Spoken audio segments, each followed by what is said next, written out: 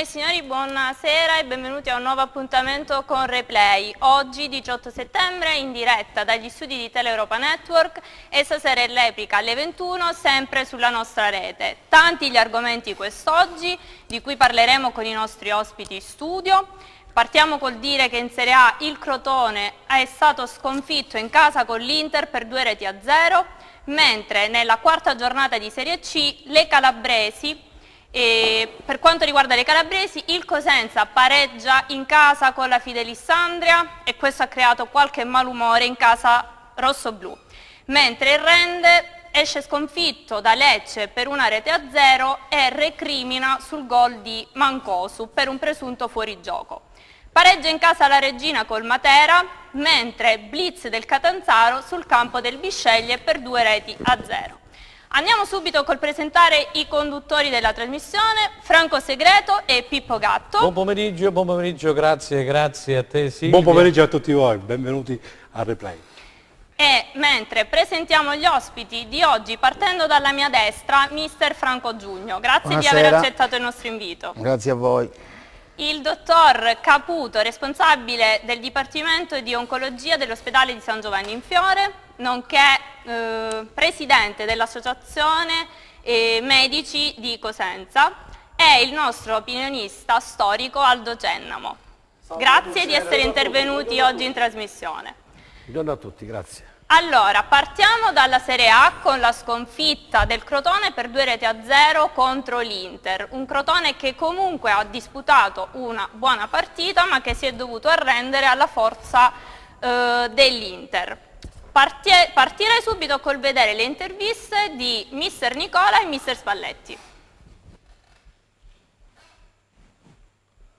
Questo di stare in equilibrio fino al 90° senza perderlo mai, al di là di quello che succedeva in campo, c'è stata, e l'ha dimostrato perché personalità vuol dire anche a un certo punto si va lì e si porta via la partita, si porta via la vittoria. Come si fa non lo so, però si va lì e si porta a casa. Poi si vedrà in fondo all'anno quante squadre ci vincono qui. È vero che ci è venuto il Milan, però le condizioni, il Milan probabilmente dopo 5 minuti in 10 contro 11 è un'altra partita. Sono molto soddisfatto perché nei numeri, se avessimo vinto, non c'era nulla da dire, a parte la gestione della palla e il possesso palla, che chiaramente era vantaggio loro, ma come è ovvio che sia. E la cosa particolare di oggi che mi lascia particolarmente soddisfatto è l'interpretazione, nella capacità di leggere quando alzare il baricentro e quando invece rimanere compatti dietro. Tonev e Budimir hanno fatto una parità straordinaria dal punto di vista tattico. Oggi è la quarta giornata di campionato. Io una partita interpretata dal punto di vista tattico così l'avevo visto soprattutto nelle ultime 12 giornate dell'anno scorso, e nonostante il fatto che abbiamo incontrato già due squadre come Milan e Inter, e col Milan addirittura per 80 minuti in 10, io ho visto un grandissimo passo in avanti. Allora Pippo, partiamo subito col parlare del Crotone. Cosa è successo? Crotone recrimina sul risultato perché ha avuto le sue occasioni e Andanovic gli ha detto no, ha calato proprio la saracinesca, e bisogna anche dire però che contro l'Inter pochissime squadre riusciranno a far punti.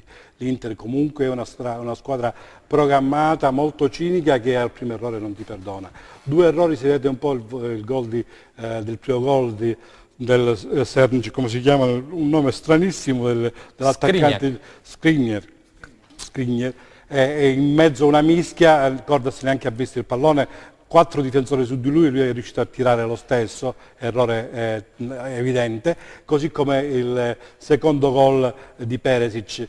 Questo Crotone però, attenzione, lo dice anche il mister Spalletti, a Crotone nessuno farà punti per il semplice motivo che non è il Crotone dell'anno scorso, ma è una squadra ridisegnata, con giocatori importanti, una difesa importante, è una squadra che farà secondo me bene. L'unico problema, a mio avviso, su cui insisteranno e su cui bisogna poi mettersi un po' d'accordo, è gli attaccanti, dove Budimir e Tonev in due al momento non fanno il Falcinelli della scorsa stagione. non fare gol significa poi alla fine perdere le partite. E Franco. questo, Silvia, scusami, Sì. quello che diceva Pippo, intervengo un attimo io prima di dare la parola agli altri ospiti, e questo diciamo la nota dolente del Crotone in questo momento, perché non segni, e quando non segni tu mi insegni che non vai da nessuna parte. Il Crotone è stato messo in campo benissimo, Nicola è un allenatore che avrà a mio avviso una buona carriera, questo 4-4-2 che ormai è stabile dalle ultime partite dello scorso campionato, hanno preso, come dire, le misure all'Inter, una giornata caldissima, si andava sempre a bere, quindi c'era anche un po' di disidratazione, qui c'è il dottore Caputo che poi ci supporterà in questa mia tesi, e quindi ho visto due squadre un po' lente, forse il caldo, il troppo caldo eccessivo, l'AFA, hanno giocato un brutto scherzo in entrambe le squadre. Comunque a mio avviso il Crotone, per come era stato messo in campo, non meritava assolutamente la sconfitta. La nota dolente sono i gol, ecco, se il Crotone riuscirà a far gol allora può fare un campionato diverso dal giorno d'andata dello scorso anno. Mister Giugno. Io ho visto la partita e devo dire che l'Inter ha lavorato da grande squadra, cioè si vincono i campionati anche in questo modo.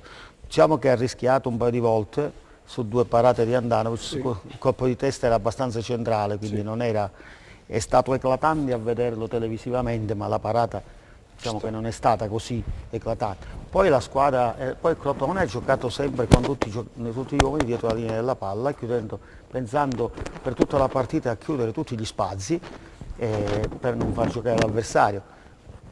Questo alla fine potrebbe anche pagare, però contro le grandi può anche succedere il contrario.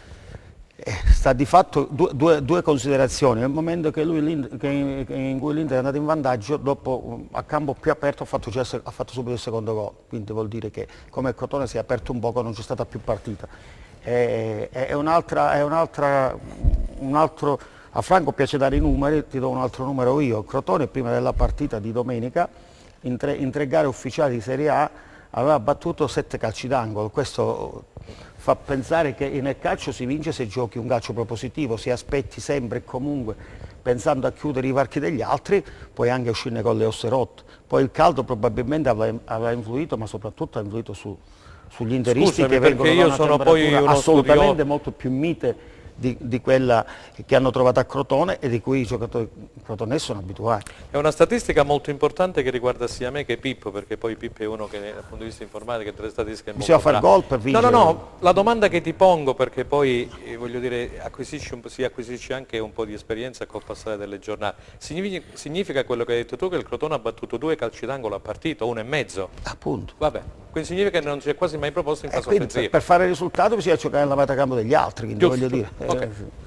Questo è il concetto. Dottor Caputo, sul Crotone. Sì, il Crotone ha visto la partita in TV e una delle caratteristiche che poi è diventata una costante, almeno nel girone di ritorno dell'anno scorso, è che il Crotone, anche quello dell'andata, ha preso tantissimi gol nei minuti finali delle partite e anche questa volta, dopo aver giocato bene, aver avuto 2 chiare occasioni da gol, ha preso un gol dove la palla non sapeva chi buttarla, l'ha presa quello dal nome strano ed ha segnato un gol un pochino non così bello. Poi il secondo, vabbè, gol sporco.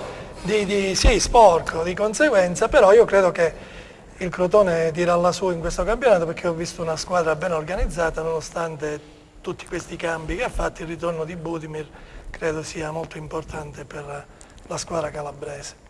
Aldo. Ma io ho una considerazione un pochino diversa da quello che si è detto. Quando si incontra un portiere come Andanovic è chiaro che ha fatto 2 miracoli, il Crotone non ha segnato, però le azioni se le ha create non solo con l'Inter, ma se le ha create anche con le altre squadre. È chiaro che probabilmente i calci d'angolo, ci sono alcuni anni che si tirano 20 calci d'angolo e non si fa gol, c'è una squadra che fa un'azione e fa un gol, il calcio è questo purtroppo. Però non troverà il Crotone sicuramente sempre sulla sua strada portieri come Andanovic, che è uno dei migliori portieri del mondo se vogliamo, e difatti su quella grande parata che ha fatto, che poteva essere invece la svolta alla partita, l'Inter ha costruito poi giustamente, come diceva Mister Giugni, con la sua capacità, col suo gioco, perché è una squadra fortissima, non è che non si può nemmeno fare il paragone tra Inter e Crotone, e ha fatto gol. Poi il Crotone giustamente cercava di recuperare, ma era difficile. L'Inter in contropiede ha fatto il secondo gol, però se analizziamo la partita onestamente il Crotone non meritava assolutamente il passivo di 2-0, neanche di perdere. Il pareggio era, secondo me, il risultato più giusto. Allora, chiusa la parentesi sulla Serie A, io direi di passare, Franco, a quello che è accaduto in questa quarta giornata di Serie C, andando a vedere subito i risultati. Allora, Agragas Paganese 2-0, Bisceglie Catanzaro 0-2, Cosenza Fidelissandria 1-1, Juve Stabia Trapani 1-3, Lecce Rende 1-0, Fondi Siracusa 1-3, Regina Matera 1-1, Sicula Leonzio Monopoli 0-3, Virtus Francavilla Catania 0-3. Ricordiamo che ha riposato la Casertana in questa giornata. Andiamo a vedere adesso la classifica. In testa troviamo Solitario e il Monopoli con 10 punti, seguono Catanzaro, Trapani, Lecce e Catania a 7 punti, Siracusa, Bisceglie, Rende a 6 punti, Regina 5 punti, Casertana, Virtus Francavilla, Sicula, Agragas, Matera, Paganese 4 punti, Fidelissandria 3 punti, Juve Stabia, Cosenza 2, chiude il Fondi con solo 1 punto. Allora Franco, che cosa è successo? Ma è successo in generale che c'è qualche panchina a rischio c'è già dopo appena 4 giornate di campionato. Non vorrei che ci fosse anche quella di Mister Fontana, perché leggendo un giornale dove io ho lavorato per 10 anni, ieri titolava che la panchina, così come ha fatto Rai 3 ieri Regione, di Fontani è a rischio. A me un vecchio direttore del Corriere dello Sport, che è Italo Cocci, mi ha insegnato ad aspettare almeno 6 partite prima di dare un giudizio definitivo. La panchina a rischio è quella di Giannini, del Racing Fondi, ma il Fondi è una squadretta di Serie D e lo sanno tutti. Si è ripresa l'Agragas. Per quanto riguarda invece la parte superiore, molto bella questa vittoria del Catania per 3-0 ieri in trasferta contro la Virtus Francavilla. Catania che poi praticamente in difesa Blondet sono 2 ex giocatori del Cosenza che io comunque avrei tenuto per quanto mi riguarda, e l'altro è Tedeschi, esattamente. Poi c'è Aia, che hanno preso un grosso giocatore ex Bari della Fidelissandria, che avrebbero voluto a Cosenza, però non ci sono arrivati, non si sa per quale motivo, il matrimonio non è stato fatto. Detto questo, per quanto riguarda la vittoria poi vedremo gli highlights del Lecce sul Rende, che ha disputato una buona partita, però il gol di Mancoso, sempre che ci sia qualcosina da rivedere poi alla Moviola, negli highlights un po' di fuorigioco, vedremo un attimino come è andata a finire. Il Lecce che ha cambiato allenatore, al posto del dimissionario Roberto Rizzo è arrivato Liverani, per me un lusso per la categoria. Si parlava anche di Mimmo Toscano, si parlava anche dell'ex allenatore del Cosenza Roselli, poi la spuntata Liverani, che lo scorso anno con un gran girone di ritorno è riuscito a salvare la Ternana in Serie B. Detto questo, per quanto riguarda le calabresi, ecco, vediamo subito il Cosenza, gli highlights. Come dicevi tu, ha lasciato un po' l'amaro in bocca, sia a noi addetti ai lavori, sia ai pochissimi spettatori presenti alla San Vito Marulla, poi parleremo anche di questo, mentre il Blitz del Catanzaro, che si è fatto costruire una buona squadra, ha vinto 2-0 in trasferta a Bisceglie, e poi c'è stato il pari della Regina contro il Matera, che forse avrebbe meritato qualcosina di più, però poi nel calcio, sai, si concretizza il discorso quando metti la palla in rete. Porcino ci è riuscito e quindi è andato via questo risultato di parità. Per ultimo dobbiamo dire, poi parleremo anche naturalmente della Vibonese, del Rende abbiamo detto, del Cosenza pure. Questa è la situazione alla quarta giornata, col Cosenza ai noi che è nei bassi fondi, caro Pippo, della classifica, con soli 2 punti, la gente mugugna. Vedremo quello che succederà in settimana, e poi secondo me lo scontro di Siracusa alla quinta di campionato potrebbe essere un crocevia importante. Grazie. Pippo, vuoi dire qualcosa prima degli highlights? Sì, era giusto per aggiungere purtroppo alle statistiche e ai numeri che, come ha menzionato Franco, sono non amari, amarissimi, per il Cosenza è la peggiore difesa del campionato con 6 gol presi e anche il peggior attacco con 2 gol realizzati. 2 gol non solo realizzati, ma realizzati da un difensore e da un centrocampista.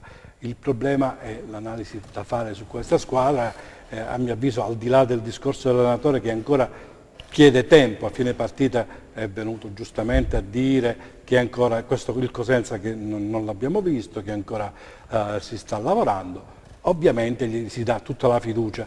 Il problema è che adesso si andrà ad affrontare un Siracusa molto in gamba si andrà a affrontare una trasferta che è una trasferta, secondo me, la più difficile, il momento più difficile della squadra, perché 4 partite, 2 punti non si era mai visto, un avvio di campionato veramente, non dico negativo, ma è un avvio di campionato che lascia giustamente i mugni perché i tifosi vogliono vincere. È una classifica che vede già le contendenti, a mio avviso, a 7 punti ci stanno le squadre che hanno i migliori organici, e non c'è niente da dire. Il secondo posto è occupato 7 squadre, da 4 squadre a 7 punti, che tu ce l'hai a 5 punti distanti. È vero che con 2 partite li prendi, ma con questo ritmo è difficile fare. Al di là di tutto questo discorso dobbiamo anche aggiungere però che il Cosenza è in trend positivo, perché ha perso 2 partite di fila, però ha pareggiato 2 partite di fila, ha segnato e, come dire, è riuscita un po' a proporsi un po' meglio, non come vista all'inizio quando aveva le gambe leggere in Coppa Italia, dove c'era questa squadra che si muoveva perfettamente, cortissima, con la difesa molto alta. Adesso abbiamo visto tutt'altro gioco, lanci lunghi, ancora c'è la paura di non prenderle, e sicuramente almeno questo porti a casa un pareggio che ovviamente non fa felice nessuno. Allora, se la regia è pronta, andiamo a vedere subito gli highlights di Cosenza Fidelissandria. Eccoli qua. Allora, in campo il Cosenza con la maglia rosso-blu, la Fidelissandria con la maglia bianca con banda azzurra. E si aspettavano i tifosi del Cosenza, per la verità pochi, dopo i noti fatti accaduti in quelle di Matera. C'è stato lo sciopero del tifo per quanto riguarda appunto la curva sud. Qui c'è un calcio di punizione di Lattanzio che è finito sul palo di destra di Perina, poi Piccini è andato al tiro ma è stato murato da Pascali. Dicevamo che Cosenza ci è sembrato un po' pauroso, timido in alcune situazioni, tant'è che, come diceva Franco Giugno a microfoni spenti, a telecamere spente, è una squadra che deve ritrovare, diciamo, la sua verve, la sua grinta, la determinazione. Qui ancora, ecco, qui ancora Perina che ha parato, per me, per quanto mi riguarda, è stato il migliore in campo, e ancora Piccini. Qui c'è un tiro al volo dalla sinistra che però termina al lato. Diceva, è un Cosenza che sembra che la palla, poi vorrei sentire gli ospiti in studio, però Pippo e anche te, scotti nelle gambe, perché il centrocampo inizialmente del Cosenza doveva essere formato da Bruccini, Loviso e Mungo. Loviso non sta giocando per non perfette condizioni fisiche e sta giocando questo ragazzo Scuola Napoli, ex Sacracas, Palmiero, che andando bene si sta comportando, però sono lanci lunghi, come possiamo vedere. Egregi amici e colleghi, la palla non si gioca a terra in mezzo al campo, se non si gioca e ci sono questi lanci lunghi, un motivo ci sarà. L'Andrea che è arrivata più volte alla battuta a rete, così come il Cosenza in questa occasione, che viene messo in calcio d'angolo da Bruccini, doppio tentativo. Esattamente, di Bruccini. Una partita tutto sommato equilibrata, con un po' di occasioni forse più da parte dell'Andria che del Cosenza. Qui c'è il Cosenza in avanti con Caccavallo che tira e la palla sfiora il palo alla destra del portiere Mauro Antonio. Poi vedremo anche la parte finale sulla quale discuteremo. Qui c'è il gol bellissimo di Felipe Curcio, del brasiliano.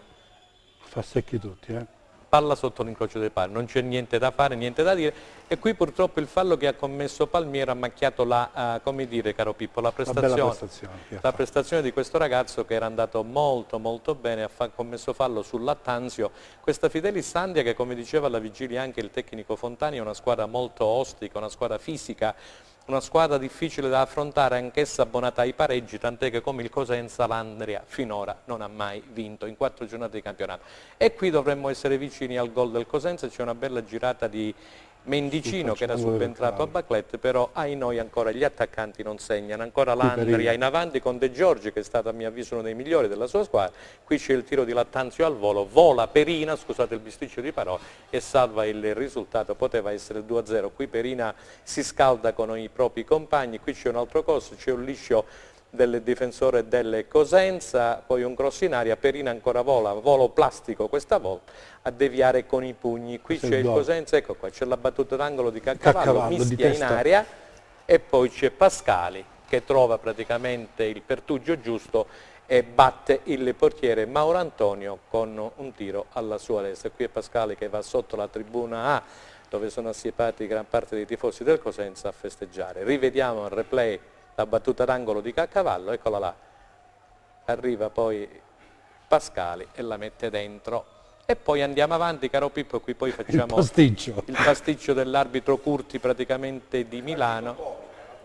Sì, poi diamo la parola anche a voi, io vorrei un attimino far capire quello che è successo. L'arbitro aveva concesso 5 minuti di recupero e poi in effetti ne sono stati dati 4. No, ne ha giocato 3,40, mancava un minuto e 20 ancora. A quel punto sono entrati in campo i dirigenti del Cosenza, Trinchera, hanno parlottato con l'arbitro. Nel frattempo il portiere dell'Andria, Mauro Antonio, era andato negli spogliatoi e allora l'arbitro ha fatto riprendere il gioco per un altro minutino, ma poi alla fine c'è stata una rissa, un parapiglia, il portiere non era ancora arrivato tra i pali, sono scesi alcuni dirigenti della Fidelis Andria a richiamarlo dagli spogliatoi. Ecco qua l'arbitro che poi praticamente fa controllare al giocatore dell'Andria il cronometro, arriva Perina e gli dà del matto. Io starei attento perché Perina ha dato del matto all'arbitro, se possiamo rivedere. È inutile che poi domani ci vengono a dire non è vero, perché potrebbero esserci aspettiamo il giudice sportivo, perché il Cosenza, e qui do praticamente la parola agli altri, il Cosenza ha preannunciato reclamo per un eventuale, io parlo eventuale, errore tecnico. A voi la parola. Allora, mister Giugno, che cos'è che non ha funzionato dal punto di vista tecnico in questa gara? Ma io non saprei da dove proprio cominciare. È stata una partita abbastanza, dai ritmi abbastanza blandi, intensità agonistica se n'è vista poca, ma al di là di questo il calcio non è che si giochi solo con l'intensità agonistica, il calcio si gioca con le idee, con l'organizzazione di gioco, con la qualità dei singoli. Primo tempo è stata una gara gestita molto bene dall'Andria per almeno 30 minuti, dove poteva andare in vantaggio più volte. Poi negli ultimi 10 minuti c'è stata l'unica situazione da gol del Cosenza, verificatasi da schema, credo quello che voglia Fontana, quel taglio sulla palla verticale, l'inserimento, non mi ricordo, di Caccavallo, che poi ha fatto la parata. L'unica azione quella di Boccini, diciamo che somiglia vagamente a Callejon quando attacca la profondità. Ecco, per dare un esempio, siccome qui si parla tantissimo di 4-3-3, quindi diciamo l'unica volta che si è visto un Cosenza sviluppare un'azione da 4-3-3 è stata quella volta, poi tanti lanci lunghi con difesa avversaria schierata, tantissimi lanci lunghi, ripeto, poco palleggio e soprattutto poche idee. È normale che la gente non era soddisfatta a fine primo tempo di questo. Secondo tempo si pensava ad un Cosenza che continuasse sulla scia degli ultimi 15 minuti, invece ha ripreso a rigiocare l'Andria, gestendo la partita in modo tranquillo, cioè non è che abbiano fatto qualcosa di eccezionale, anche perché l'Andria è una squadra, come dicevi tu, diciamo di categoria, per non dire altro, no? Terzo pareggio di fila. E fila. quindi, tra l'altro, annovera tra le proprie file quel Lattanzio che Cosenza lo fece soffrire più di una volta con la Nocerina, sia in Serie D che in Serie C. 3 gol con la Nocerina. Quindi, e niente, poi nel finale c'è stata l'arrembaggio disperato per cercare almeno il pari, che è venuto in mischia, e niente. Credo che la gente si aspetti molto di più, che la società credo si aspetti molto di più, no? Dal punto di vista del gioco sicuramente sì. Speriamo che il tempo dia ragione all'allenatore, può essere che abbia ragione, perché organizzare un 4-3-3 davvero schematico ci vuole un po' di tempo, perché qui si gioca soprattutto sui tempi e sugli spazi, e quindi credo che ci voglia tempo per organizzare tutto questo, perché i sincronismi, i movimenti codificati si possono sviluppare bene, ci vuole del tempo, ci vuole dell'addestramento. Fino adesso non l'abbiamo visto in piccolissima parte, la gente non è contenta. Mi sembra anche normale, voglio dire, 4 partite 2 punti, è ovvio che non ci sia da stare tanto allegri, però io sono convinto che col lavoro si possa migliorare, speriamo che già dalla prossima partita la squadra migliorerà. Dottor Caputo, lei ha visto la partita sabato? Sì, io ho visto Che la idea si partita. è fatto? Ma guardi, io per mia natura tendo sempre ad aspettare l'evoluzione delle cose, per cui non sarei così disfattista e mi metterei sul carro così a gridare contro la società, contro i giocatori, contro il mister. Secondo me dobbiamo dare del tempo al mister affinché i suoi giocatori, molti dei quali sono nuovi, riescano ad amalgamarsi e a costruire una tecnica di gioco che è quella che sicuramente l'allenatore ha in mente. E sicuramente rispetto all'anno scorso la squadra secondo me è più forte, quindi non mi spiego di come adesso dobbiamo andare in ambascia e così addirittura paventare la possibilità che l'allenatore debba andare via. Secondo me non si fa così e non si fa bene a una città come quella di Cosenza. Adesso, indipendentemente dalle critiche che possono essere fatte all'acquisto o meno di giocatori forti, ma io credo che la squadra sia forte, ha bisogno dei tempi giusti per poter entrare in condizioni. Infatti io ho visto a un certo momento l'Andria sembrava una squadra di Serie A e il Cosenza sembrava essere ferma sulle gambe, quindi questo sicuramente è la condizione atletica che ancora non c'è. E poi singolarmente noi abbiamo una gran bella squadra. Ho visto, mi piacciono i fantasista, ho visto un Caccavallo veramente, secondo me è una spanna superiore agli altri, cioè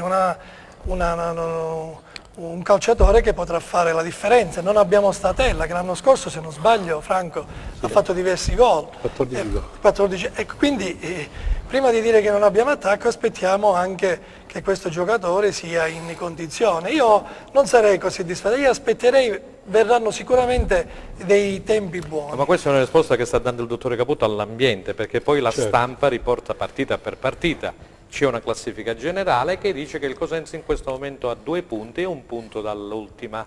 4 fanno i play-out, il Cosenza non è assolutamente da play-out, però si analizzano quelli che sono i numeri. Così come qualcuno ha messo in croce in questo momento Trinchera, il direttore sportivo, sono arrivate molte mail, molte telefonate, aspettiamo perché qualcuno dice Pascalico sì, Idda colà, ma chi ci ha portato, Tedeschi e Blondetti sono andati a Catania perché li hanno ceduti. Allora come dici giustamente tu, caro dottor Caputo, aspettiamo, vediamo quello che succederà, poi se c'è da criticare il signor Trinchera perché non ha fatto una campagna acquisti adeguata, lo si faccia.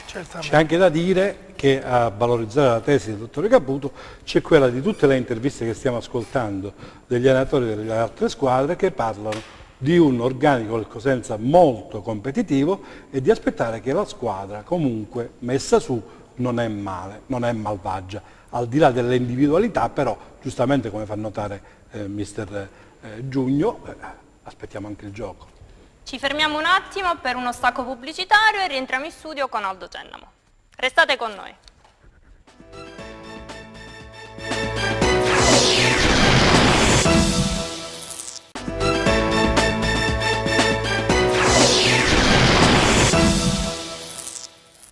Rientriamo in studio per la seconda parte di Replay e allora diamo la parola ad Aldo. Aldo, che cosa non ha funzionato sabato nella gara del Cosenza e che cosa invece possiamo salvare in prospettiva della gara di sabato prossimo a Siracusa? Ma quello che non ha funzionato è questo metodo di gioco che mister Fontana vuole mettere in campo con questi giocatori. Questi giocatori, come giustamente diceva Pippo e anche Franco, il Cosenza ha fatto una campagna acquisti importanti. Se le altre squadre, gli altri tecnici dicono che il Cosenza ha un parco giocatori importanti, bisogna capire se il Cosenza ha un gioco importante per farlo fare a questi giocatori. Io penso che questo sia il problema. È chiaro che una società come il Cosenza, che quest'anno ha speso, il presidente Guarascio quest'anno ha speso soldini per poter dare al Cosenza una diversa natura, struttura di calcio a Cosenza, perché bisogna pensare sempre, quando il presidente dice dobbiamo pensare a quei 10.000 che col Pordenone sono venuti in campo, e adesso c'è da dire che bisogna pensare agli 800 di ieri, perché da 10.000 arrivare a 800 vuol dire che qualcosa ha scricchiolato, non ha funzionato, non va bene. Non si può dare la responsabilità al presidente, perché io credo che io passo per uno che è io sono uno che faccio critiche costruttive, non distruttive. Io voglio criticare ma costruttivamente. È chiaro che probabilmente L'umiltà di una persona, e il Presidente ce l'ha questa capacità di umiltà, se si rende conto, se si dovesse rendere conto, perché sabato Franco era vicino, eravamo gomito a gomito, io lo vedo soffrire, lo vedo veramente, il Presidente è amareggiato per come si sviluppava il gioco e tutto quanto. E se questo è vero, se questi giocatori sono importanti, se questo schema di gioco non è in questo momento praticabile, probabilmente si può anche tentare fra 5, 6, 7 domenica, si trovasse il modo mister Fontana di fare un 4-4-2, un 3-5-2, perché non si può giocare con una punta che non abbiamo, perché Baclé e Mendicino secondo me non sono due punte vere. Probabilmente durante la campagna acquisti, quando io dicevo da questa televisione che bisognava prendere anche una punta, non è stata presa, perché probabilmente mister Fontana, che è lui che dirige poi la campagna acquisti, aveva pensato che gli elementi che aveva erano sufficienti per poter dare al Cosenza la possibilità di essere una squadra importante in questo campionato.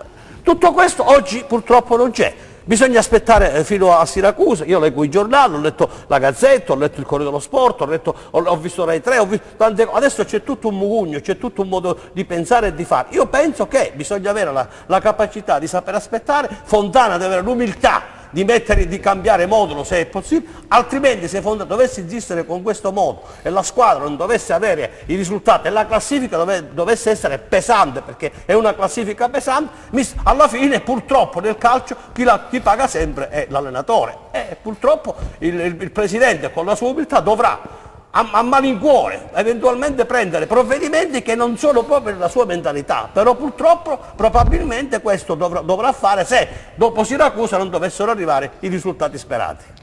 E a proposito di mister Fontana, andiamo ad ascoltare le sue parole nel post partita e anche quelle del mister Loseto della Fidelis Andria.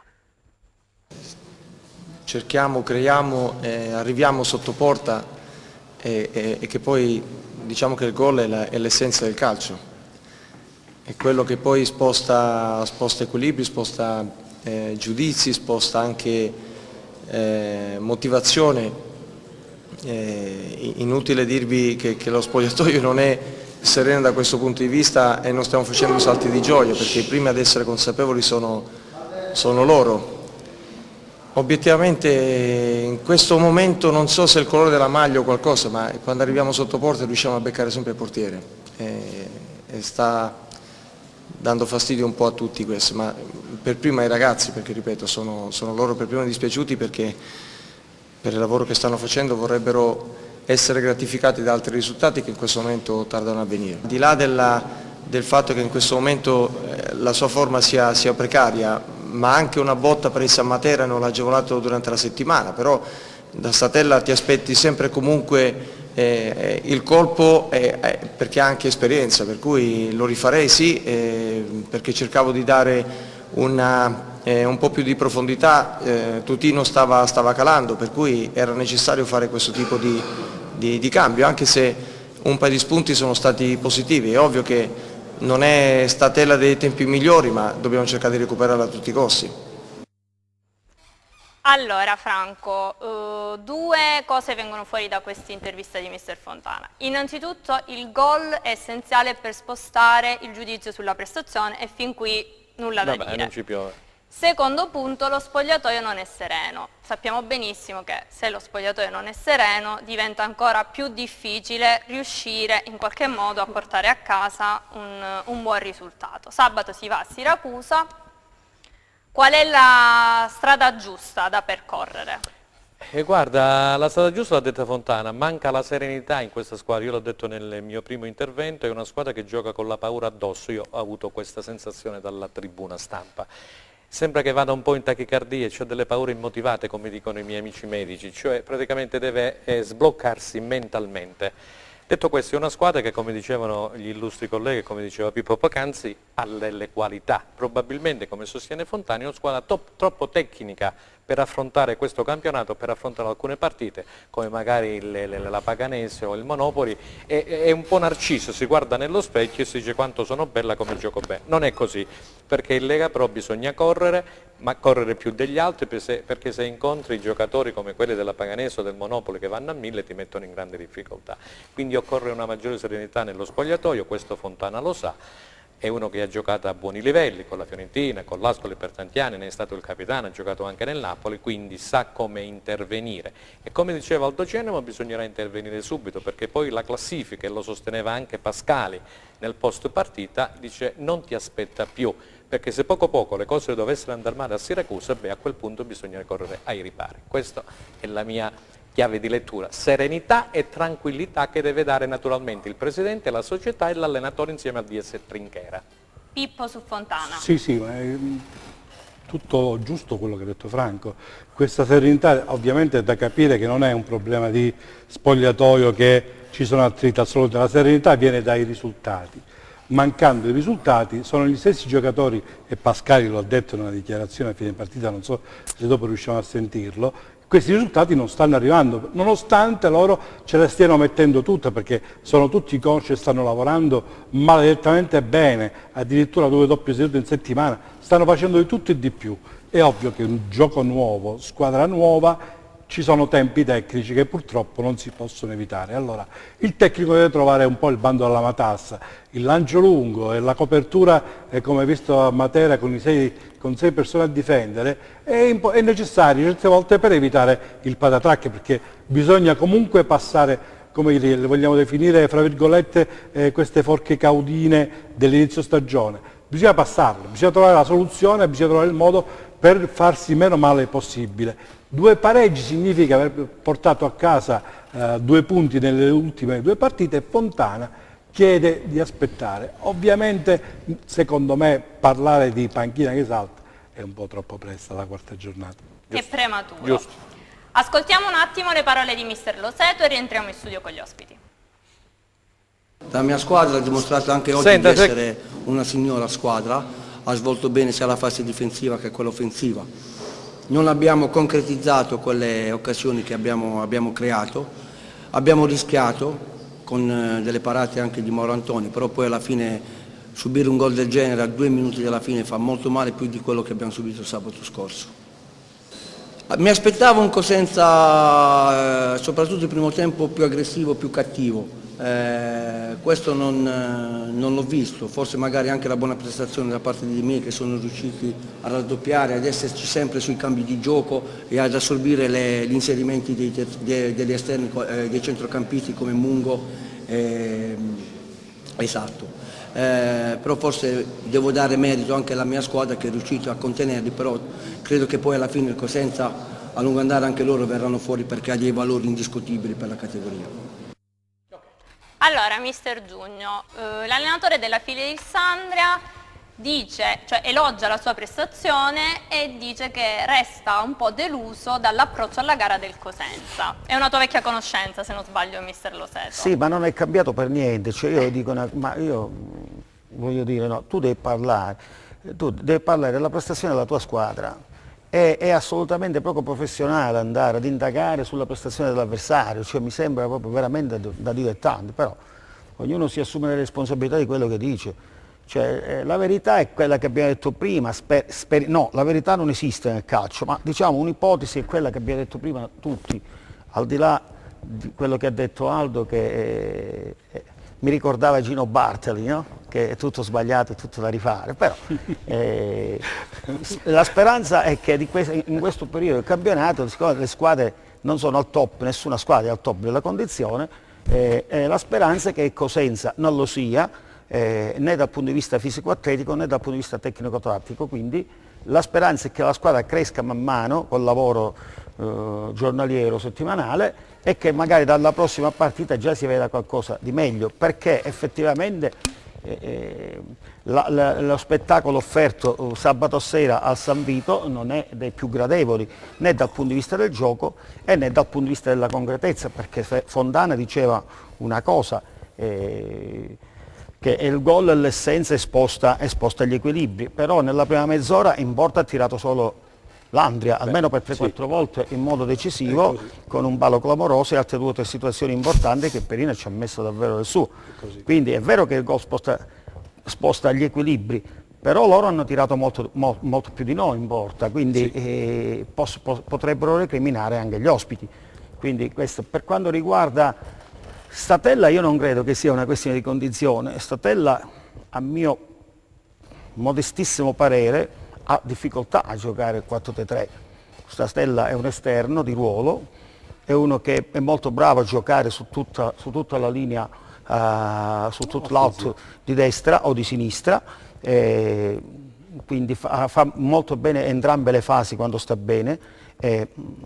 Non ha, credo, le caratteristiche da 4-3-3, poi capace che mi sbaglio, quindi Statella io l'ho visto bene, è entrato bene in partita sabato, ha fatto l'assist, ha calciato tutte le situazioni, però se la Statella ci si aspetta i tagli alla Insigne o i tagli alla Mertens, lui non è un giocatore così, lui è un giocatore che gioca diritto per diritto. Quindi... Aldo, quale potrebbe essere il giusto approccio per la gara di Siracusa? Mister Fontana parla di serenità. La partita a Siracusa è una partita molto delicata. Fontana deve innanzitutto plasmare lo spogliatoio, come lui dice che se c'è questa sarà tensione di che il risultato non viene, sarà la tensione che c'è perché abbiamo visto che i giocatori il pallone tra i piedi gli scotta, si vogliono liberare subito il pallone e quando tu ti vuoi liberare subito il pallone non riesci a dare quel giusto tocco e quindi non riesci a vedere bene il compagno, come abbiamo visto tanti palloni sbagliati, anche lo stesso Palmieri che diciamo che è un giocatore importante, a me piace, però onestamente il primo gol lo ha sbagliato perché probabilmente era stanco in quel momento e c'era bisogno che qualcuno lo potesse, perché ha giocato benissimo i 60-65, poi sì, anche lui, poi probabilmente poteva entrare Aloisio, forse l'infortunio, non lo so, io poi non so, a Siracusa bisogna cambiare proprio approccio alla partita, bisogna andare a giocare alla squadra proprio provinciale, con il coltello tra i denti, non bisogna mai tirare questo bisognerebbe farlo sempre, non a sì, ma da già cominciare, siccome adesso lo abbiamo fatto, non devi essere più narciso. Cominciamo da Siracusa, a Siracusa il Cosenza deve approcciare una partita in modo importante, deve andare lì per i 3 punti, deve fare i 3 punti perché facendo i 3 punti a Siracusa cambia tutto lo scenario di quello che noi qui stiamo dicendo. È chiaro che se a Siracusa malaguratamente dovessero il Cosenza avere un'altra battuta di arresto, probabilmente cambierà tutto lo scenario, perché nel calcio purtroppo, caro Franco, tu l'hai detto bene, io sono d'accordo, grazie che tu sei d'accordo anche con me, quando dico che il metodo di questi giocatori che sono bravi non è perché Statella non può giocare nel 4-3-3, ma sono anche altri giocatori che non possono giocare nel 4, i terzini, noi abbiamo i terzini, i bassi per fare questo gioco, cioè è tutto un discorso che bisogna, se Fontana conosce altri metodi e li conosce, metti in campo per il momento un altro schema di gioco, probabilmente questo lo metterà quando sarà meglio recepito dai ragazzi e si va avanti. Siracusa secondo me ha un aspetto, il Cosenza a Siracusa si gioca una bellissima fetta di questo campionato secondo me. Dottor Caputo, secondo lei a Siracusa Fontana si gioca la permanenza sulla panchina rossoblu? Secondo me no, l'amico Cennamo sicuramente un intenditore di calcio, ma io non sono d'accordo che una partita, la quinta, possa così determinare l'esonero di mister Fontana. Ma io non me lo auguro, sicuramente a Siracusa il Cosenza... Scusa, ti posso interrompere, dottor? Certo. Probabilmente la quinta sta determinando l'esonero dell'allenatore del Genova. Sì, Juric. Quindi il calcio purtroppo non è matematico, altri budget. Però io credo che, come dice Pippo, ci sono altri budget. Noi abbiamo una squadra costruita con grossi sacrifici e di questo dobbiamo dare merito a Guarascio. Per cui io aspetterei, perché la partita di Siracusa è importante, però il perdere al Siracusa adesso non è che dobbiamo mettere in croce, noi stiamo uscendo da un periodo, abbiamo fatto 2 pareggi e quindi quello che succederà non lo sappiamo, ma non dobbiamo nemmeno essere così categorici, dobbiamo far giocare la squadra in tranquillità e poi vediamo, speriamo di vincere ovviamente. Benissimo. Ascoltiamo le parole di Pascali. Arriva, Dopo 10 minuti penso che abbiamo fatto fino al loro gol molto bene. Non mi ricordo pericoli per Pietro, abbiamo creato abbastanza ancora una volta per vincere la partita. Poi abbiamo sbagliato una cosa, abbiamo preso gol e lì abbiamo avuto 5 minuti di sbandamento, come penso sia normale nell'animo di un uomo che viene colpito quando probabilmente non merita, e abbiamo avuto quei 5 minuti in cui Pietro ci ha tenuto in partita e l'ho ringraziato e lo ringrazio pubblicamente, perché tanto di questo pari va a lui, perché nel momento decisivo ha fatto una parata sull'1-0 che probabilmente avrebbe chiuso la gara. E poi carattere, perché comunque anche fino alla fine ci abbiamo provato, un po' in maniera magari confusionaria, perché stiamo veramente soffrendo anche noi questo momento in cui sembra andarci tutto storto, in cui riusciamo a non buttarla dentro in mischie, ribattute, pali, traverse, miracoli del portiere, e poi puntualmente prendiamo gol su un nostro errore. C'è stato un po' di nervosismo, figlio sicuramente della mancanza di quei 3 punti che stanno diventando personalmente un'ossessione. Io non vedo l'ora, perché comunque c'è voglia di lavorare con un po' più di serenità, e per il lavoro che facciamo ce li meritiamo. Ma non manca tanto, dobbiamo lavorare sui piccoli dettagli che ora ci stanno costando tanti punti. Allora, Pascali parla di piccoli dettagli. Che stanno costando tanti punti. Stiamo prendendo gol sempre su tanti palle piccoli ferme. dettagli. I palle ferme sono dettagli. I piccoli importanti, dettagli. molto importanti. I piccoli dettagli, bravo. Non so piccole, le palle ferme sono I piccoli dettagli. Perché tu hai preso la bellezza di 4 su 6 gol, 5 le hai presi su dettagli, su calci franchi. No, abbiamo anche detto che ci può stare, perché nel calcio ci sta tutto. Cioè, abbiamo detto che i gol che abbiamo preso sono stati anche errori, secondo me anche di condizione fisica, perché quando tu sulla 3/4 perdi certe palle probabilmente è perché non stai bene, oppure che non hai la lucidità giusta per poter fare alcune cose, perché se il Cosenza dovesse essere quello che abbiamo visto noi fino adesso, tranne la partita di Matera onestamente, perché abbiamo fatto una bella partita, quindi la merita, probabilmente doveva essere il rullo di Matera a portarci in quelle condizioni, però purtroppo con l'Andria abbiamo visto una squadra, onestamente io non l'ho vista determinata. Il presidente vuole una squadra determinata, forte, il presidente vuole vincere, il presidente ci ha messo la faccia, il presidente ci sta mettendo i soldi, la squadra ci deve mettere l'anima, il cuore e soprattutto deve andare in campo con il coltello fra i denti. Questo è il mio dire. Se qualcuno si arrabbia o si offende, io non mi faccio nessuna preoccupazione. Il Cosenza deve andare in campo giocando con grande determinazione, come ha sempre giocato. Questa squadra ha bisogno di essere determinata. Fontana è capace, è serio, è preparato, e lo so, però Fontana deve farsi sentire molto, ma molto di più rispetto a quello che si sta facendo sentire fino ad oggi. Perché a me dispiace se Fontana dovesse andare via, ci mancherebbe, però purtroppo a pagare è sempre l'allenatore, e mi dispiacerebbe che dopo 5 giornate, e sono d'accordo con te, dovesse saltare la panchina del Cosenza, perché secondo me una nuova panchina costa soldi e sacrifici, e questo nessuno lo vuole.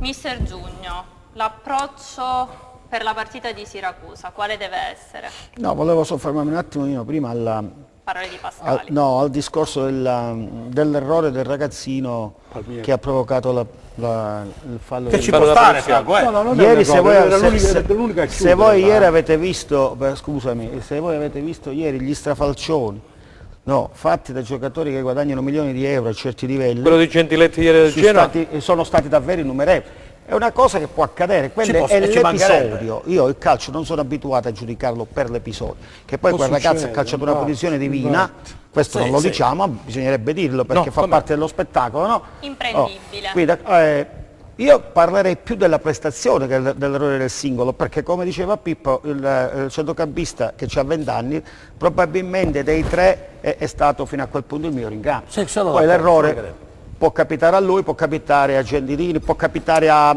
Romagnolo, ha fatto una cosa ieri che davvero da cacciarlo dal campo, quindi può capitare a chiunque. È la prestazione che a noi non ci ha convinto, al di là dell'errore del singolo. E Aldo dice bene quando parla di prestazione, perché non è vero che noi abbiamo colpito tutti sti pali, tutte queste traverse e tutte separate del portiere avversario, almeno ieri. Avanti, se no evidentemente abbiamo visto un'altra partita. Io credo che nella prima mezz'ora è stata l'Andria ad avere 3-4 palle gol limpide e noi siamo stati lì ad aspettare. Poi negli ultimi 15 minuti del primo tempo abbiamo avuto pure noi un paio di occasioni importanti. Questa è la fotografia della gara. Poi l'episodio dell'errore del ragazzo a metà campo c'è stato l'altro giorno, ce ne saranno tanti altri perché il calcio è fatto di queste non gli si cose. può dare la croce addosso assolutamente. Il problema è uno solo, prima di passare agli altri highlights vorrei aggiungere 10 secondi. Quando, caro mister Giugno, non vanno bene le cose, non arrivano i risultati pieni, tutto si ingigantisce. Certo. Questa è la verità dei fatti. Silvia. Allora, passiamo a vedere cos'è successo al Catanzaro, questo blitz esterno in casa del Bisceglie per 2-0 e mi pare, caro Franco, ci sia anche un gol dell'ex Letizia. Sì. Vediamo un attimo. Andiamo a vedere gli highlights. Enzo Leonetti, lo ringraziamo in regia, alla Camera ringraziamo Michele Cava e Giuseppe Costanza da messa in onda, Catanzaro in maglia bianca, il gol a cui facevi riferimento tu è di Letizia, ex giocatore del Cosenza, Bisceglie in maglia nerazzurra. Il Bisceglie ha un paio di occasioni importanti pure. Sì, però il ecco, qua si Catanzaro propone lì davanti, c'è il portiere che riesce a bloccare, è partito molto bene, anche perché il Bisceglie veniva da 3 vittorie di fila, se non sbaglio, 2 vittorie di fila perché la prima una l'ha saltata. Qui c'è un attacco sempre del Bisceglie, una partita diciamo equilibrata per i primi minuti fin quando poi non riuscirà il Catanzaro con Letizia a portarsi in vantaggio. Ancora qui reclamano il calcio di rigore i giocatori del Bisceglie, ma l'arbitro non è dello stesso avviso. Bisceglie dell'ex Zavettiere ancora in avanti sulla destra, penetrazione in aria e c'è questo servizio che viene però come dire, mandato all'ortiche da un giocatore del Bisceglie. Colpo di testa del Catanzaro che si perde sopra la traversa e qui dovrebbe esserci, se non vado errato, il gol di Toni Letizia. No, è l'azione successiva che la piazza poi sul palo alla sinistra del portiere. Eccolo qua, si gira Toni Letizia, vede il portiere, tira, gol.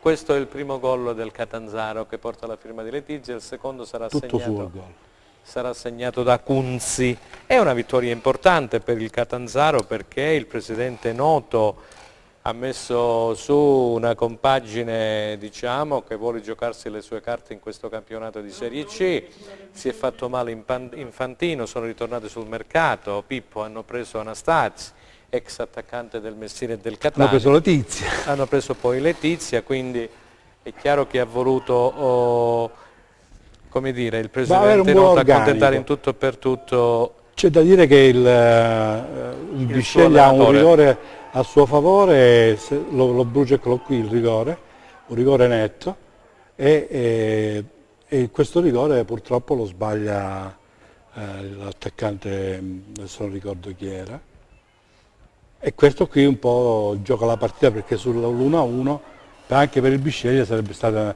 una iniezione di fiducia. Il secondo gol del Catanzaro, dicevamo, Kunzi. Poi al 92esimo lo realizzerà Kunzi. Questo è il rigore del Bisceglie che andrà fuori. Ecco, ha sbagliato ancora il Bisceglie in avanti perché ci prova da tutte le parti. Da tutte le parti, però il Catanzaro ha retto bene, sì, ha fatto buona guardia effettivamente. Però diciamo che la gara è stata equilibrata e qui c'è una ripartenza del Catanzaro, ecco qua sulla destra. C'è la palla per l'azione successiva dovrebbe essere il gol di Kunzi che si presenta solo. Ecco Kunzi qui e la mette sull'esterno della rete, ancora Catanzaro in avanti sempre sulle ripartenze, solo e la mette dentro.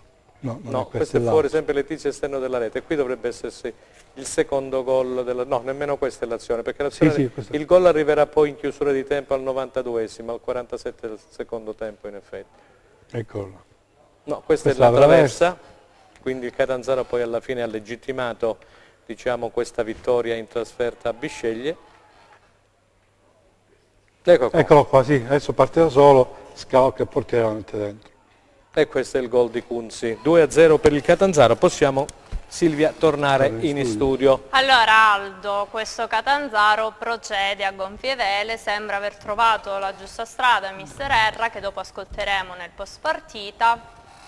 Dobbiamo spaventarci del Catanzaro per quanto riguarda le zone alte della classifica oppure un momento? Cosa ne pensi tu? Catanzaro hanno avuto momenti difficilissimi, l'anno scorso c'è stata una crisi societaria che ha fatto sollevare il popolo catanzarese. Si sono messi a lavorare, hanno trovato un ottimo manager, presidente, imprenditore, come lo vogliamo chiamare, hanno trovato anche le persone giuste, era un allenatore importante, si parlava l'anno scorso anche che potesse essere chiamato a Cosenza. Nel dopo Rosselli, sì. Hanno comprato giocatori di categoria importanti. C'è stata anche la grande simbiosi tra il comune e la società, c'è stato tutto un fare, come è successo anche a Cosenza con la simbiosi col comune, che tutto quanto quello che in effetti in una società c'è bisogno di managerialità. Ha costruito il Catanzaro questa squadra, oggi, sino ad oggi, sta raccogliendo i frutti importanti, sta vincendo le partite, sta giocando bene, ha soprattutto recuperato il pubblico. A Catanzaro ogni domenica 6 o 7 mila spettatori che non si vedevano da molti anni. Questo significa che il pubblico ha creduto e crede nell'investimento che questo presidente ha fatto comprando questi giochi. Il Cosenza, per ritornare al Cosenza, deve recuperare, come dicevo, i 10.000, perché quello è il Cosenza, e portarli al campo. Per portarli al campo ci vuole una scossa. Il Catanzaro la scossa l'ha data e sta raccogliendo i risultati. Così si fa calcio. Ci fermiamo un attimo per un secondo blocco pubblicitario, restate con noi.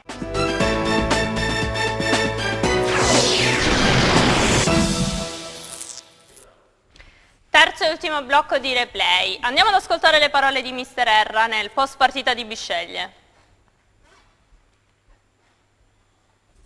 Arriva. Molto bene, siamo stati ordinati, siamo stati compatti, abbiamo cambiato.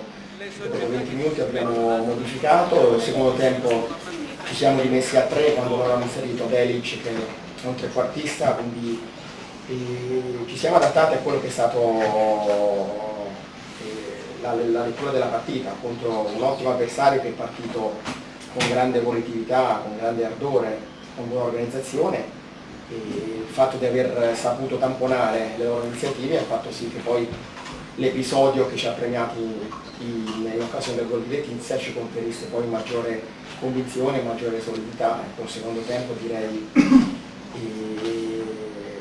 ad esclusione per l'episodio poi del rigore, dove è normale che ci sia anche un pizzico di fortuna quando non sbaglia il rigore, per il resto non abbiamo subito nulla di... Allora Pippo, le parole di mister Erra. Mister Erra che ti vuole dire? Ha vinto fuori casa, è una soddisfazione, il vento in poppa, fortunato, dobbiamo anche dirlo perché ovviamente se l'ha cercata la fortuna, nel senso che chi cerca con le occasioni è ovviamente il rigore parato è una di quelle occasioni che, come ha detto lui, lo ha soddisfatto e alla fine gli ha spianato un po' la strada. Possiamo dire che comunque Erra ha un buon organico in mano e si prevedono un bel campionato. Sono secondi adesso, 7 punti, 3 punti alla prima. Chiusa la parentesi del Catanzaro, andiamo a parlare del Rende. Il Rende che perde a Lecce con un gol di Mancosu, su cui, come abbiamo detto prima, il Rende recrimina una posizione di fuorigioco, ma comunque un Rende che ha disputato una buona gara. Il Lecce che era quasi obbligato a vincere per quello che era successo con le dimissioni di mister Rizzo e che oggi ha presentato il nuovo allenatore Liverani. Andiamo a vedere gli highlights della gara Lecce-Rende. Ecco qua, il Rende in maglia bianca era un po' imbottito di riserve, mancava tra gli altri anche Panbianchi, mancava il centrocampista Franco che è stato fermato per una giornata dal giudice sportivo, dall'altra parte un Lecce un po'... Rientrava Viteritti. Esatto, rientrava Viteritti, un po' in confusione in Lecce, ma anche per una settimana di passione, perché dopo le dimissioni di Roberto Rizzo il direttore sportivo Mauro Meluso ha cercato in tutti i modi alcuni allenatori sulla piazza, per la piazza di Lecce, tra i quali anche Mimmo Toscano, scusami Pippo se no perdo il filo, tra i quali Mimmo Toscano, Roselli, Serse Cosme, però le diciamo che qui Franco Giugno, che anche fa un po' l'osservatore per il Lecce Calcio, praticamente desideravano, la ciliegina sulla torta era De Zerbi che però non ha accettato. A quel punto, con tutti gli sforzi di questo mondo, sono andati su Liverani, il progetto a Liverani del presidente del Lecce è piaciuto e quindi Liverani, che come dicevi in apertura ha salvato la Ternana lo scorso anno con un vero e proprio miracolo, è un uomo di carattere, è un uomo che praticamente farà rispettare le regole in questo spogliatoio, caro Giugno, perché probabilmente di regole lì erano un po' saltate per via di questi giocatori, ce ne sono tanti per la verità in questo spogliatoio, ognuno spinge per giocare e poi alla fine magari qualcuno ha perso la bussola. Detto questo, il Rende ha fatto una discreta figura, il Lecce, come diceva Pippo, ha attaccato e poi è arrivato al gol che ora vedremo e poi, una volta visto il gol, vorrei rivedere il replay, perché dal replay sembra che ci sia una posizione poi di fuorigioco. Hanno reclamato sia Trocini che i giocatori del Rende, però l'arbitro ha convalidato insieme ai suoi assistenti la segnatura. Eccolo qua. Enzo Leonetti, se possiamo rivederla per favore questa azione, così la mettiamo al fotofinish e vediamo se eventualmente esiste o meno una posizione di fuorigioco. Allora vediamo se hanno reclamato qui i giocatori del Rende. Guardi, i giocatori del Lecce erano anche dubbiosi, guardavano verso l'assistente di linea perché non erano nemmeno... È andato con la bandierina subito al centro l'assistente. Sì, è fuori gioco. È vero o no? È fuori gioco di Riesta, è fuori gioco, Di assolutamente. rientro dell'attaccante. Come? Sì. Possiamo ritornare su, non so se Franco l'ha visto, se il dottore Caputo l'ha vista, come l'aveva inquadrata, è un po' sul filo, or mi sbaglio? Cioè il giocatore non è il giocatore vicino a lui che forse è Mancoso che ha fatto è l'altro gol. che forse lo tiene in gioco. Però al di là di questo, siamo sempre lì, ecco, a parlare di episodi. Abbiamo visto una squadra che però ha tirato in porta 14-15 volte, cioè, voglio dire, no. Madonna mia, cioè, il calcio è fatto anche di queste cose qua, cioè, il Lecce ha giocato la partita sempre per 90 minuti, costringendo l'avversario sempre nella propria metà campo e con tanti interventi del portiere ospite, voglio dire. Poi se un episodio può determinare il risultato ci può anche stare, però alla fine quello che si giudica è sempre la prestazione globale di una partita e il Lecce non ci sono dubbi che abbia meritato di vincere. Esatto, Aldo, questo Rende che era partito molto bene, adesso inizia ad accusare un po' il colpo delle grandi o delle pseudotali, ma che insomma resta compatto e unito nel portare a casa l'obiettivo. Ma io penso che avere perso a Lecce, anche con una situazione anche dal punto di vista dei calciatori, renderà meno male, aveva 3 o 4 elementi che non potevano giocare. Aver perso in casa sfortunatamente restando in 10 quella partita, io non penso che non bisogna fare un dramma, il Rende non è partito per vincere certamente il campionato, è partito per fare un campionato dignitoso, probabilmente e sicuramente ci riuscirà perché ha tutti gli elementi per poterlo fare, è una squadra che gioca un buon calcio, ha ottimi elementi, ha un buon allenatore, è tutta una società che anche è organizzata, per cui alla fine il risultato che dovrà raggiungere è una onorata salvezza senza affanni e senza inganni, secondo me ci riuscirà perché ha tutti questi elementi per poterlo fare. Andiamo ad ascoltare adesso le parole del tecnico del Lecce provvisorio, che era mister Maragliulo, che sostituiva il dimissionario Rizzo nel post partita. Vediamo cosa ha detto. Sicuramente non era neanche facile per noi, invece devo essere sincero, sono rimasto piacevolmente sorpreso e contento di quello che hanno fatto i ragazzi, perché vado a guardare la partita, al di là di qualche situazione da calcio da fermo, sotto l'aspetto difensivo abbiamo sofferto poco. È normale che non era facile, forse l'unica pecca ve la posso dire perché l'ho detta anche ai ragazzi, nel primo tempo sono passate forse 7-8 palle davanti alla porta loro, non abbiamo avuto la cattiveria giusta perché secondo me potevamo chiudere il primo tempo in vantaggio. Poi il secondo tempo non dico che lo abbiamo gestito perché abbiamo avuto anche tante altre occasioni per fare gol. Per me, se io dovessi restare, avere 4 giocatori come Costa, Arrigoni, Armellino e Mancosu, non so quanti allenatori ce l'hanno questi giocatori, quindi sono tranquillo e sicuro che li gestirei alla grande, ma non è questione di gestire, saprei benissimo che ogni domenica avrei un centrocampo forte, chiunque scendesse in campo. Al di là di questo poi i ruoli è chiaro che bisogna, adesso oggi non so, sicuramente vi sarete accorti che Mancosu ha occupato una posizione leggermente diversa rispetto alle altre volte, ma semplicemente perché abbiamo ruotato il centrocampo, perché loro giocavano in una certa maniera e abbiamo pensato insieme allo staff di fare questo piccolo accorgimento. Allora, poco da dire sulle parole del tecnico del Lecce, passiamo alla Reggina che pareggia in casa con il Matera, che chiude un primo tempo in vantaggio con risultato di 1-0.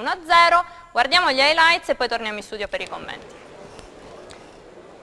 E allora un minuto di raccoglimento come in tutti i campi di calcio per i morti dell'alluvione di Livorno, la Regina in maglia amaranto, il Matera la solita maglia blu con pantaloncini e calzettoni bianchi. Il gol della Regina porta la firma di Porcino, di questo ragazzo appunto di Reggio Calabria, che lo scorso anno Karel Zeman faceva giocare in attacco, ma lui in effetti può giocare sia in mezzo al campo a sinistra che terzino sinistro, come lo sta impiegando in questo momento a Genore Maurizi. Qui c'è un attacco della Regina, il portiere sloveno Mazzukovic è uscito un po' a valanga e qui c'è il gol della Regina con Porcino che scatta sul filo del fuorigioco, anticipa il diretto avversario e con un bel sinistro la piazza tra il palo di destra del portiere che si butta in avanti ma non trattiene, tocca la palla. Ancora la Regina in avanti alla ricerca del gol e del vantaggio, qui c'è il portiere del Matera che in effetti blocca e poi il pari della formazione di Auteri, farà alcuni cambi e ha preso anche qualche altro giocatore importante come Urso, che lo scorso anno e 2 anni fa giocava anche nella Nerossi Vicenza in Serie B. Il tempo di inserirlo e il Matera piano piano sta costruendo una squadra che a parer mio insomma si farà rispettare in questo campionato. E ad inizio di ripresa poi ci sarà il gol del pari, anche se poi il Matera avrà delle belle occasioni, creerà delle belle occasioni anche per passare, per vincere la partita. Qui c'è una battuta d'angolo, arriva Sernicola e di piatto destro mette in rete. Questo è il gol dell'1-1, ecco qua. Tocca di piatto destro e la mette in rete. Attacco della Regina, esce con i pugni il portiere a deviare del Matera. Possiamo tornare in studio, dopo questo pareggio. Esatto. Sì. Con questo pareggio della Regina. Pippo, gli obiettivi della Regina ridimensionati, poi insomma non si sa bene quali siano, però fa il suo. Non dispiace? Ridimensionati diciamo fino a un certo punto, perché l'allenatore Maurizi è uno che con i giovani ci sa fare, ha un bel manipolo di giovani. Bisogna anche dire che il Matera all'ultimo minuto ha preso un palo e praticamente ha chiuso una porta negli ultimi 10 minuti. La Regina è una squadra importante, il Matera, organizzata e costruita per fare bene in questa stagione. Addirittura Auteri si diverte a spostare, aveva Angelo sempre sulla fascia e con la Regina ha giocato con Casoli centrale. Si diverte, Casoli col Cosenza giocò sulla fascia e diede molti problemi, addirittura doveva essere bloccato dal terzino. Auteri ha una buona squadra, ma la Regina è stata costruita per fare un buon campionato, sicuramente per salvarsi. Mugugni della tifoseria, perché Reggio è abituata un po' come dire, nobile decaduta, dopo aver fatto Serie A, vogliono subito riconquistare il terreno perso e ovviamente non gli va bene che ancora la situazione non è del tutto chiara, anche perché c'è Praticò che è praticamente andato via, ci sono ancora situazioni, ci sta, non è che è andato via. No, Praticò, Martino. C'è Martino che è andato via, ci sono ancora situazioni societarie che devono essere come dire, chiarite, si accontenta, Bianchimano fermo, però Porcino gli sta dando una grande mano d'aiuto la seconda domenica di fila che va in gol. Bisogna dire che bisogna dargli anche il tempo. Velocemente gli ospiti sulla Regina, una battuta sia per mister Giugno. Ma a me saltava agli occhi il granillo vuoto. Poco per San Vito Marullo. Il granillo vuoto vuol dire che la gente non crede nel progetto della Regina. Questo è inutile che noi ci giriamo intorno. Vabbè, a Cosenza è la stessa cosa. Era vuoto. A Cosenza non lo so, ma sicuramente la Regina fino a qualche tempo fa militava con onore e successo in Serie A, i tifosi sono stati abituati a pranzi prelibati, adesso magari non si accontentano di galleggiare o vivacchiare in una Lega Pro di suo già molto mediocre. Se non vai un campionato da protagonista è ancora più mediocre. Io credo che le 3 squadre che lotteranno per vincere il campionato sono ben lontane dalle altre per organico, e sono il Lecce, il Catania e probabilmente il Trapani. Cennamo brevemente. Ma Franco ha detto bene, è chiaro che la Regina in queste condizioni secondo me non è che può pensare si salverà, giocherà un campionato diciamo al limite delle sue possibilità, ci sono problemi giustamente come diceva Picco, probabilmente anche societari, è rimasto fuori Martino che è un grande professionista, una persona secondo me di calcio superiore perché ha fatto per tanti anni questo mestiere, lo sa fare, è una persona in gamba, peccato che la Regina lo abbia messo o se ne sarà andato lui, poi non sappiamo i fatti, però il gioco della Regina contro il Matera, il pareggio ci sta, insomma, sono partite questi qua che nascono in questa maniera, il Matera come diceva Franco probabilmente avrà un bel ruolo, ma le squadre che si giocheranno il campionato io condivido in pieno, io metto Catania, Lecce e Trapani perché sono quelli che sono i più attrezzati. Stasera con Aldo andiamo proprio no, d'accordo. Perché così poi, ma tu sei un tecnico, non è che io sono uno che grazie a Dio faccio questo mestiere da tanti anni, ma noi però ci scherziamo mi no? mi metto anche un pochino in difficoltà quando parliamo, però la Regina deve assolutamente fare risultati e punti per potersi e ce lo farà, potersi salvare. I giovani li sta rilanciando, non è poco insomma rilanciare i giovani. Certo. Ascoltiamo le parole di mister Maurizio, tecnico della Regina. Come prima cosa intanto faccio i complimenti alla squadra perché ha fatto un'ottima partita. Sono in disaccordo con quello che viene detto, perché non completamente logicamente, perché abbiamo fatto un grandissimo primo tempo, è vero, con grandi ritmi, grande intensità, un calcio molto propositivo. Abbiamo iniziato il secondo tempo con, mi sembra dopo 10 minuti abbiamo preso un gol su un calcio d'angolo, su una deviazione, quindi su un episodio non su un'espressione di gioco. Abbiamo subito psicologicamente, sono d'accordo, abbiamo subito psicologicamente per 10 minuti e poi abbiamo avuto 20 minuti di buon secondo tempo per poi avere 5 minuti finali tra virgolette drammatici sportivamente parlando. Quindi l'analisi è questa, le altre non sono d'accordo. Il secondo tempo soltanto che ha creato anche il Matera, noi abbiamo creato anche il secondo tempo. E la partita è finita, io me la sono goduta, ho avuto anch'io paura perché sono un essere umano, ho avuto paura di perdere la partita, soprattutto alla fine ci riteniamo sono fortunati sull'episodio del palo, come siamo stati sfortunati sull'episodio del loro gol. Rientriamo in studio, allora, chiusa la parentesi delle calabresi di Serie C, passiamo la parola al dottor Caputo che oggi è qui per presentarci un'importante iniziativa che riguarda l'Associazione Italiana Medici, quindi la squadra di calcio, che vedrà la città di Cosenza protagonista in un quadrangolare che si giocherà a Scalea. Ora ci spiega meglio il dottore di cosa si tratta. Sì, come avete visto dalla locandina si tratta della fase finale della 14ª Coppa Italia Medici. E brevemente volevo dire che la nostra associazione nasce negli anni 2000 e lo scopo principale è quello di abbinare al calcio, che è una passione che tutti hanno e soprattutto in particolar modo noi medici abbiamo sposato, per far sì che questo elemento fungesse da traino per attività di solidarietà e di beneficenza. E infatti tutte le nostre manifestazioni sportive, anche questa, si caratterizzano per un abbinamento con delle devoluzioni, delle donazioni. Questa volta la devoluzione sarà a favore di un'associazione per disabili, la Casa dei Colori, che si trova a Diamante, e abbinato a queste manifestazioni c'è anche un importante convegno scientifico che accompagna sempre le manifestazioni calcistiche. Infatti sarà con noi il professor Domenico Gioffrè, che è un esperto di bioetica del dolore. Si tratterà di un incontro altamente specialistico che riguarda un problema molto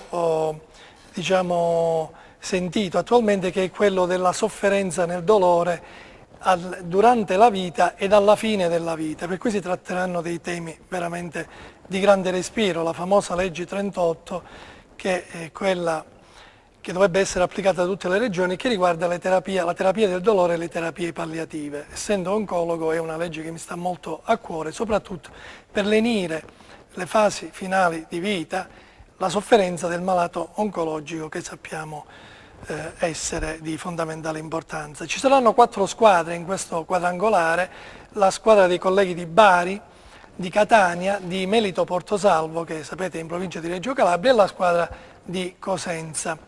Ci saranno le semifinali sabato mattina e domenica mattina ci saranno le finali.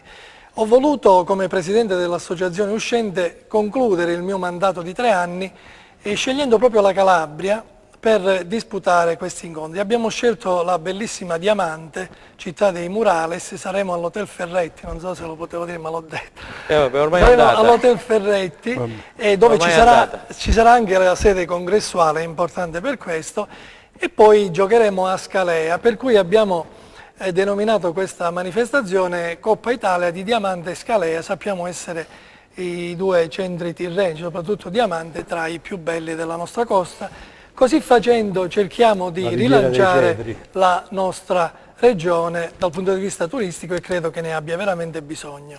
Ricordiamo gli orari delle gare, dottore, così insomma. Gli orari delle gare saranno il sabato mattina, la prima partita Melito contro Bari alle 9:30, a seguire Cosenza-Catania. Poi ovviamente chi vincerà si disputerà la finale la domenica mattina.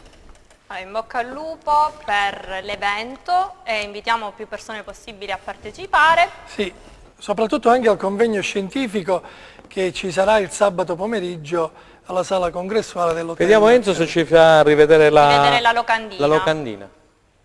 Così, visto che noi sul terreno ci vediamo benissimo, ecco qua. La possiamo leggere. Fasi finali, Coppa Italia, Diamante Scalea, Nazionale Medici Calcio. Bene. 30 settembre. 1° ottobre. 1° ottobre. Grazie. Benissimo, allora Franco, cosa succederà nella 5ª giornata? Se andiamo a vedere, le partite. Possiamo... Allora, prossimo turno, Bisceglie Sicula Leonzio, Casertana Agracas, Catania Fidelissandria, Catanzaro Lecce, partita importante, Monopoli Matera. Scontro fra seconde. Paganese Juve Stabia, Fondi Regina, Rende in casa con la Virtus Francavilla e il Cosenza che sarà di scena a Siracusa, ricordiamo sabato alle 16:30. In questo turno riposerà il Trapani. Allora io mi soffermerei su 2 partite, la prima è Catanzaro-Lecce che è la partita diciamo più importante di questa 5ª giornata, con un occhio naturalmente a Catania che incontrerà il Catania, mi pare che incontrerà la Fidelissandria. La Fidelissandria, sempre sabato pomeriggio. Esatto, la seconda trasferta consecutiva perché il Catania ha vinto 3-0 ieri nel posticipo di Francavilla, quindi è in un periodo positivo, quindi se dovesse fare filotto, insomma, si metterebbe in una posizione importantissima della classifica generale, senza dimenticare che la domenica successiva, sabato sera alle 20:30, il Catania dell'amico Cristiano Lucarelli sarà ospite al San Vito qui a Cosenza. Per quanto riguarda il Cosenza, entro subito in argomento a Siracusa, l'avete detto prima, l'ha detto Pippo, l'hanno detto gli ospiti, è una partita molto molto importante, il Cosenza deve ritrovare la serenità che in questo momento manca, l'ho detto più volte nei miei passaggi questa sera. È una squadra che gioca praticamente impaurita, una squadra impaurita, deve passare questa paura immotivata, deve lavorare di testa a mister Fontana a livello meramente psicologico perché è una squadra che le qualità ce le ha e deve credere maggiormente nei propri mezzi. Quindi se il Cosenza scenderà in campo a Siracusa con una maggiore fiducia nei propri mezzi e con maggiore serenità porterà a casa un risultato positivo. Ascoltiamo cosa dice il tecnico del Siracusa Bianco a proposito del match col Cosenza.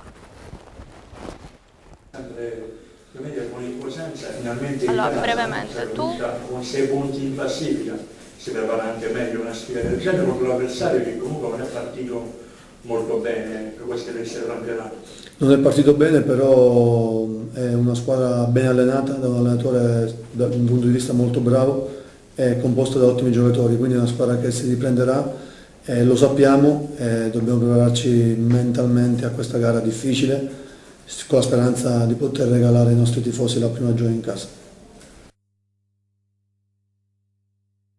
Siracusa parla della gara col Cosenza, teme il Cosenza e la squadra del Cosenza. In chiusura, Pippo. Sì, temono il Cosenza anche perché giocano un po' sul velluto, hanno 4 partite in casa di fila. Praticamente Siracusa ha fatto un buon organico, sarà una buona gara, ma soprattutto sarà una gara che riconfermerà questa squadra che è andata a vincere 3-0 fuori casa. Ha sempre giocato fuori, una volta riposato. Una sola esatto. E non dimentichiamoci pure di questo Monopoli Matera che potrebbe addirittura appiattire la classifica verso l'alto. Il Monopoli che prima con 10 punti, primo in classifica, a sua insaputa aggiungo io, e ci sta questo Matera che è alla ricerca di una vittoria importante per rilanciarsi, un prossimo turno veramente ghiotto che potrebbe dare già delle, non dico indicazioni, ma già un viatico per il futuro del campionato. Mister Giugno. Beh, io credo che Cosenza sabato prossimo avrà la possibilità di svoltare in modo definitivo e tornerà a casa con un risultato positivo. Il Rende credo tornerà alla vittoria perché stanno facendo bene e quindi Catanzaro Lecce è una partita tutta da vedere. Benissimo. Dottor Caputo? Io invito i cittadini di Cosenza e gli sportivi a partecipare in massa alle partite del Cosenza, soprattutto mi pare alla partita con Catania che si giocherà in notturna, Sì. e lì vedremo perché la gente, il caldo di ieri, anche quello ha influito, non è che se avesse vinto a Matera ci sarebbe stato lo stadio pieno, non credo, per cui invitiamo la gente in massa indipendentemente dal risultato di Siracusa. Aldo? Ma io penso che a Siracusa il Cosenza deve darsi, si svolterà. Io penso che il risultato più importante per sono i 3 punti, ce la può fare, l'abbiamo detto, determinazione, grinta, carattere e andare con il coltello tra i denti per portare a casa i 3 punti che sono secondo me il sale del calcio. Benissimo, ringraziamo gli ospiti che sono intervenuti, Franco Segreto e Pippo Gatto alla Grazie. conduzione. Grazie a tutti e ci vediamo lunedì prossimo sempre alle 15 su questa rete.